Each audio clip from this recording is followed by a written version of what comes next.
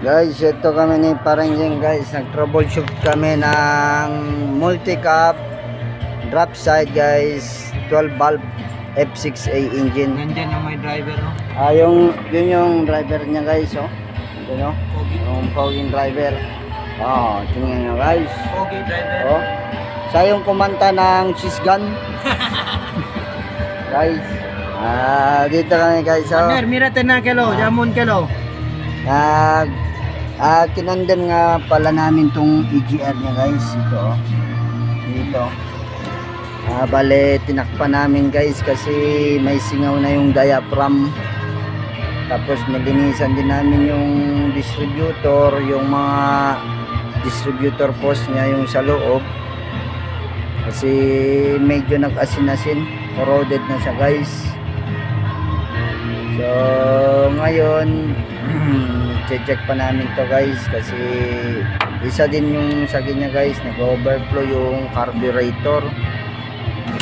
So ngayon itetest pa namin to guys kung aandar ba siya. Ano parang Jeng? Test natin. Testing natin.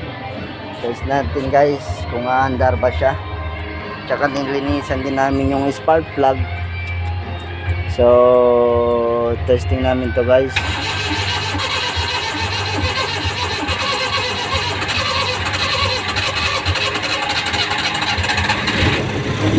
So yun, mandar na siya guys. Pero hindi pa to yung final check namin guys. Kasi may diferensya pa rin talaga siya doon sa carburetor. Nag-overflow yung carburetor niya. Maganda pa naman yung makina guys. Hindi pa siya knocking. Ganda pa. Tahimik pa yung makina. Pero yun lang guys. Kasi nag-overflow yung carburetor dito. Nag-overflow, nagbabasa dito guys sa carburetor nya. Ito guys, oh. Tinamon ko guys. Si nag-overflow.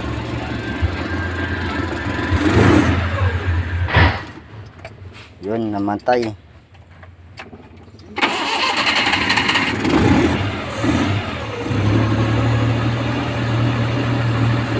Pinandar ko ulit guys.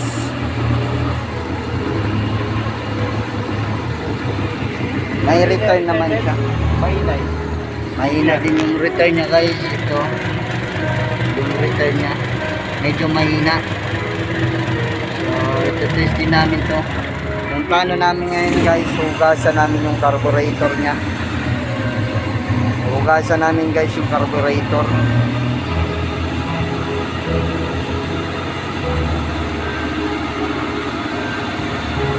So sa mga may multicap dyan guys, titingnan nyo din to, ito kung nagpapalyado yung mga multicap nyo guys. Tingnan nyo dito yung ito guys sa may banda. Tingnan nyo din to guys ha. Ituturo ko sa inyo guys. Kasi karamihan talaga sa mga 12 valve F6A engine, nakikita ko ito yung mga diferensya.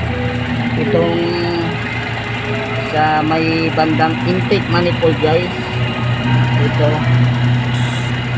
kasi pag singaw kasi yan guys, pag sumisingaw yun, pag sira na yung diaphragm nya, sumisingaw yun. So pwede naman din yun, i-condemn nyo na lang yun guys. Ganda pa naman yung andar nya, pero hugasan namin to guys yung carburetor ngayon. Okay guys. So guys, fast forward tayo. Ito na, binunot na ni Parenjeng guys yung carburetor para hugasan namin to guys. Para mas maganda at suabe yung andar nito na guys. Para ano, masaya naman yung may-ari sa atin guys. Kasi wala kaming ibang hangad guys kung hindi maging masaya yung mga may-ari ng inaayos namin, para magiging good record din kami guys, para gumanda din yung mga pangalan namin, para magsanga-sanga din yung pangalan namin ni Parenjeng sa ibang mga may mga sasakyan pa guys. Comment down below lang kayo guys. Please like, share and subscribe na din guys, para masuportahan nyo din kami guys sa amin magandang hangarin para sa mga may sasakyan dyan guys. Guys, ito parang dyan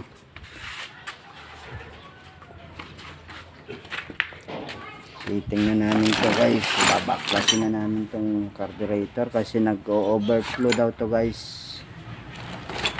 Hindi pala daw, nag-overflow talaga. Nakita naman natin kanina guys kung paano mag-overflow yung carburetor na to guys.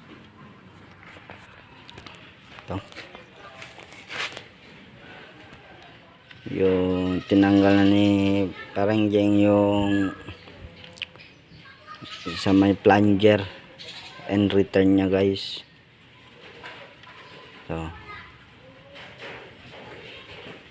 sa tingin din namin guys, linisan na din namin to guys yung strainer nya guys. Meron fast forward guys, may gagawin pa talaga kami guys. I-tune up namin itong makina F6A 12 valve. Tune up namin to guys kasi medyo may pagka hard start pa siya. Medyo pichido